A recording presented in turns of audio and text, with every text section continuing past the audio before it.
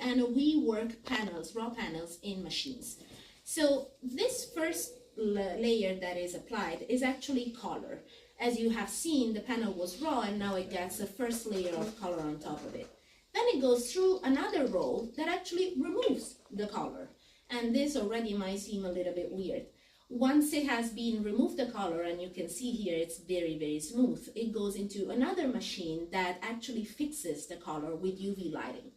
This process that you're seeing is going to be done 5 times. Why do we have to apply color, remove the color and fix the color 5 times, not 1?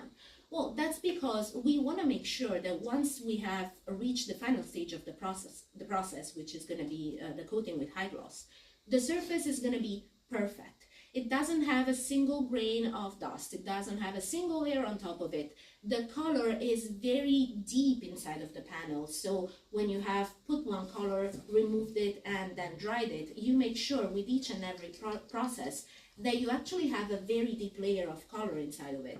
And that's important because, again, once it goes to the final process, then you cannot do anything anymore. It has to be perfect.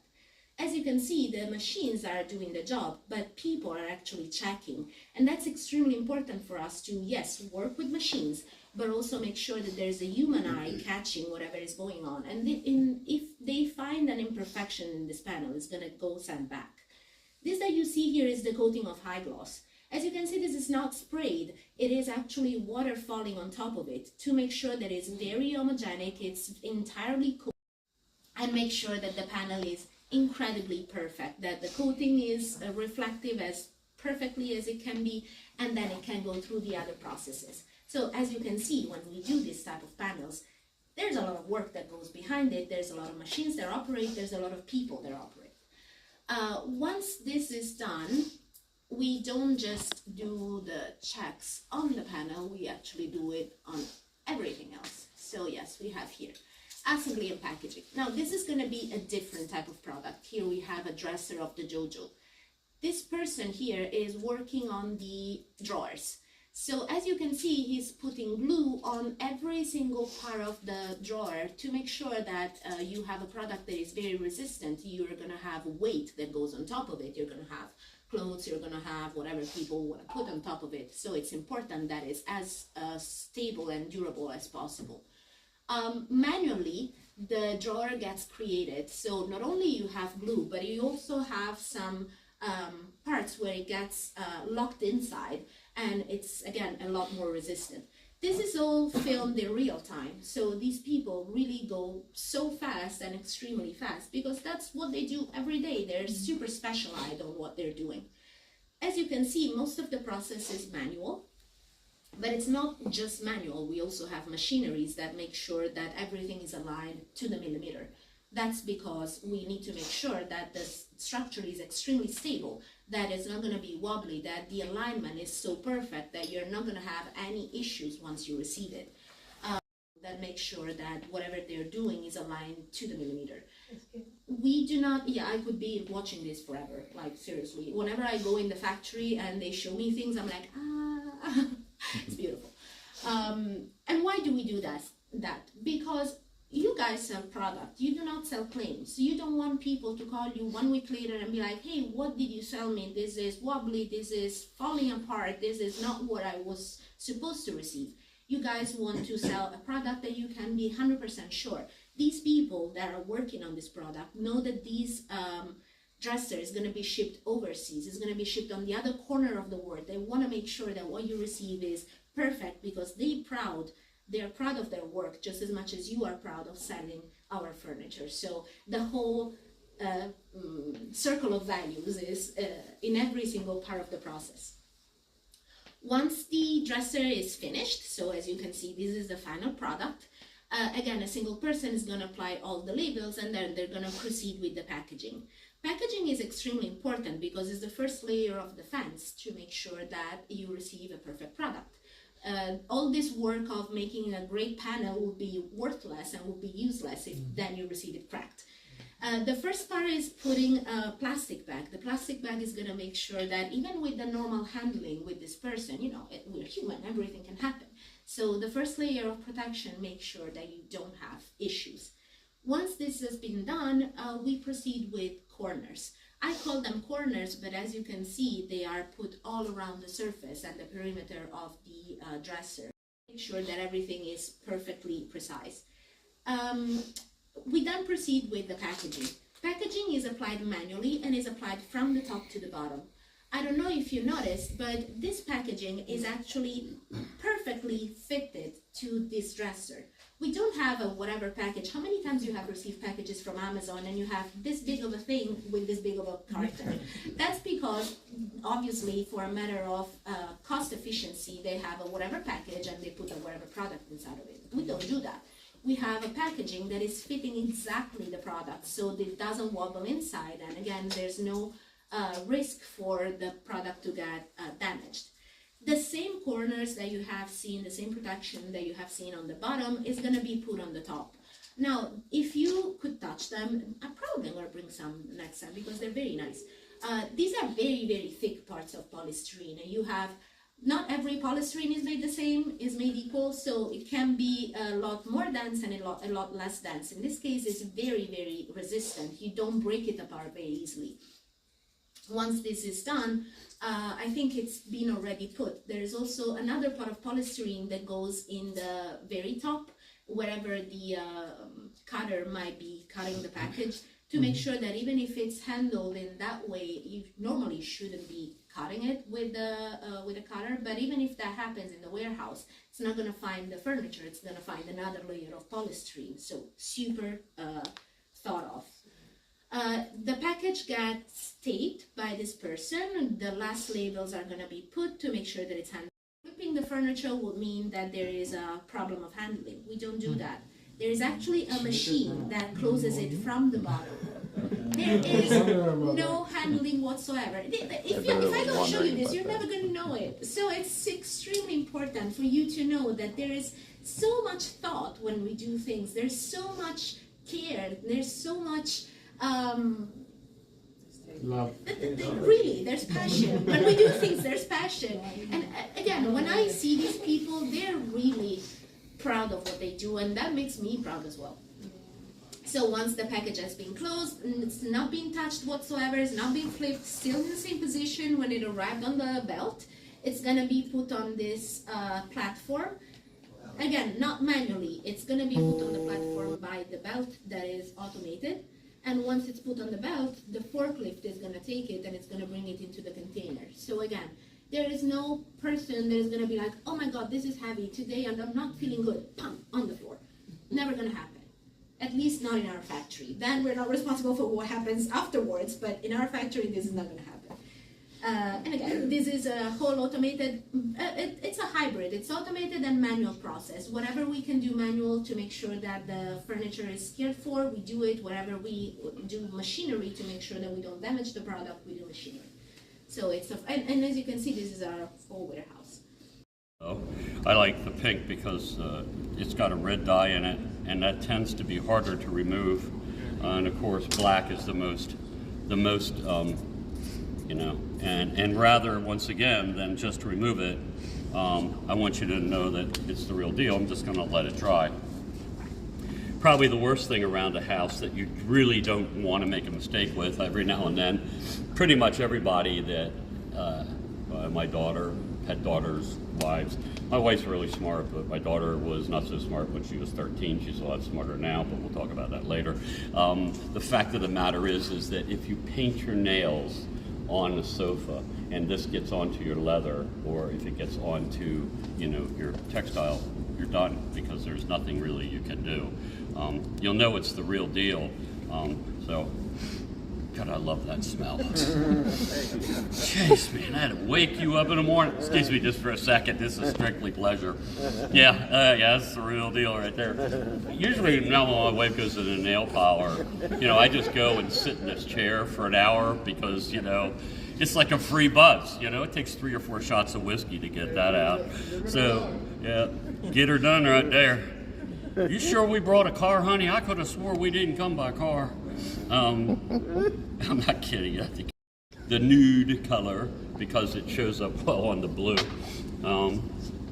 And my wife's probably not going to be happy. I'm going to go home. This is like the 7th time I've done this. So by the time I get home, there's not going to be any of anything.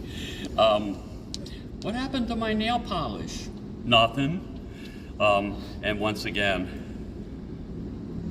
you know, there's the red. I mean, the red dyes that make this. So once again, I'm not gonna remove it. I'm gonna let it sit and let it dry out. So do you think this stuff is going to be a problem on any other surface, on leather, on fabric? And the answer is yeah, it's going to be a problem. Yeah. So, and then this is lipstick. This also was my wife's lipstick. She's not going to be using this one anymore. I don't know what happened to that lipstick, but lipstick, oddly enough, because of the waxes in it and the color, it actually was the most difficult to be sure that I could remove it in a demo. So I test all this stuff to make sure that I'm not being stupid. So at any rate, so we're going to leave all those on there. You know already about the abrasion resistance on these guys, and then I'll I think what I'll do now is I'll go ahead and remove these liquids, remove it, give it a bath, as one would say. And it's a nasty mess of stuff, really is. It's not even dry, but nobody in their right mind would put this combination on anything, let alone on furniture. So please take a look, pass it around. The Tivo white, right? Yeah, it is Tivo white. So Tivo black would be the same, right? The same resilience, and then also what Tivo, and then also what? Jupiter. I mean, there's many around, and then the new Joe is that same. Like all of those are this insane product. Now, when you go to high gloss, I mean, you know how much high gloss you have. So this is the same stuff on high gloss. And once again, all of these finishes would eviscerate, all of these chemicals would eviscerate any other finish. You would be through it. Now, I'm going to give you an idea of how difficult it is. Nasty stuff. If indeed you eat a hole in your coffee table top, it's going to be around $300 to have a finisher sand that down and to refinish it. If it's a dining table top, you don't want to do that because it's going to be easy $1,000 to maybe $1,200. You've got to take the table to them, or because it's becoming almost sort of a lost art, so they can charge whatever the hell they want. So when you ruin your dining table top, it's going to be expensive. So I haven't done anything to buff it or anything. Please take a look. It has zero effect on the high gloss, right? So this is what we're putting in the field, right? We're not doing the nitrocellulose lacquer, the water-based lacquer, and once again, that's all over the market. So if you know the high-end American market or the high-end international market, they're using either water-based lacquer or nitrocellulose lacquer. It's sprayed with a handgun, as opposed to this product, which is supplied by what? A waterfall. So it's a waterfall, so there's not hand applied. It's much cheaper to have this spray gun than a waterfall of material. And then it's ultraviolet cured, and then it's sand, and then it's a waterfall, and it's ultraviolet cured, and it's sanded, and then it's a waterfall, and it does it 7 times. The dry line for that, the ultraviolet dry line and curing line, is 1/3 of a mile long. So, I mean, this is a massive investment of technology to bring that kind of a finish to the market.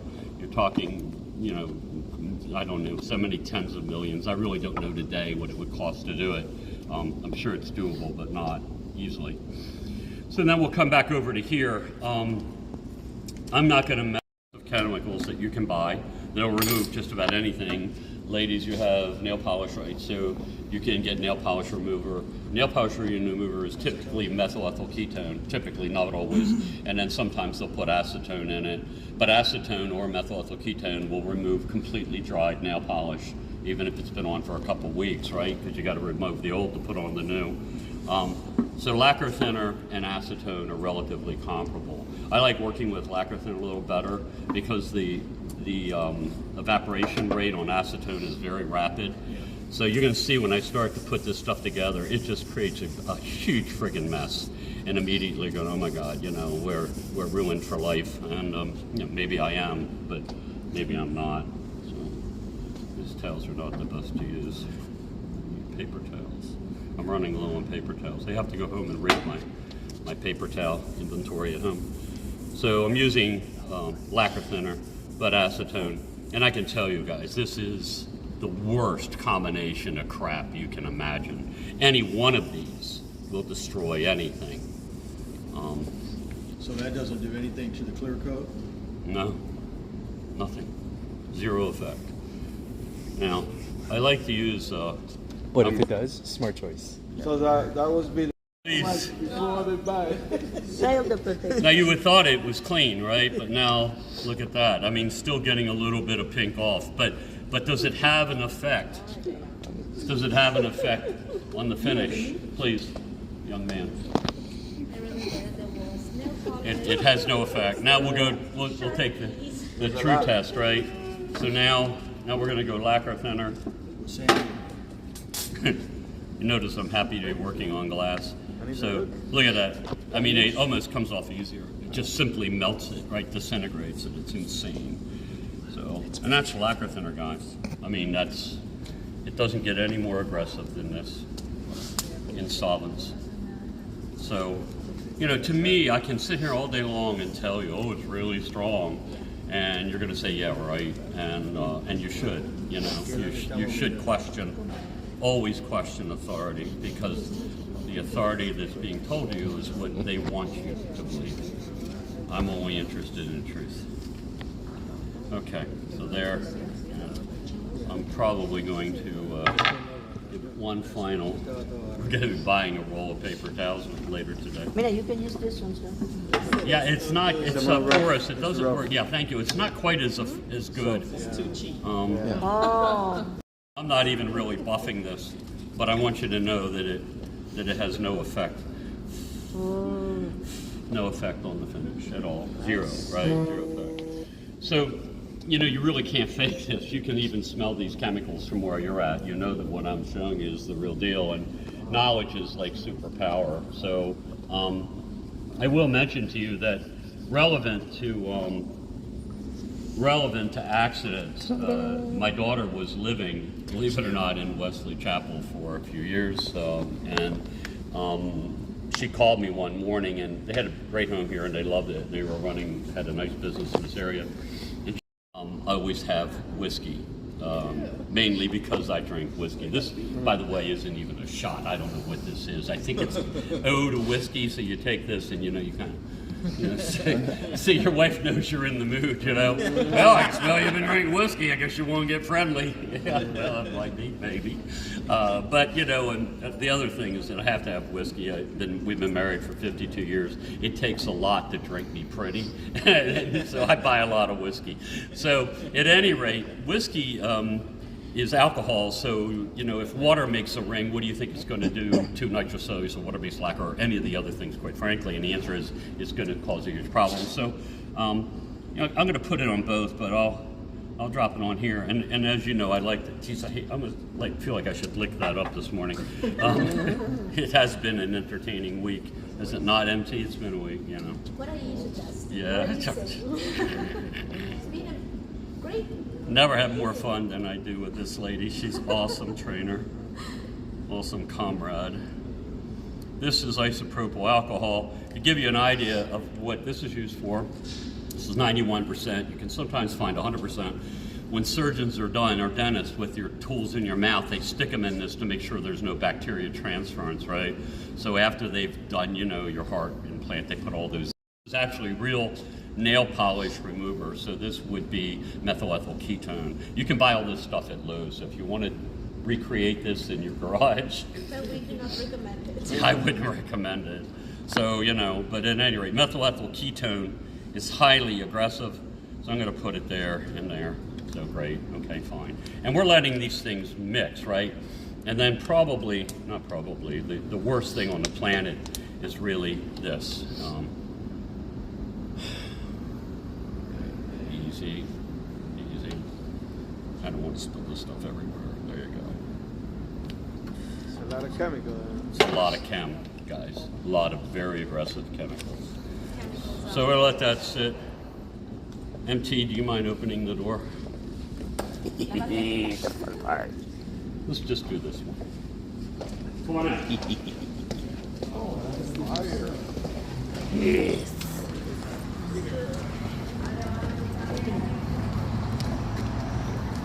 So here we have all these chemicals. You can't hide anything, right?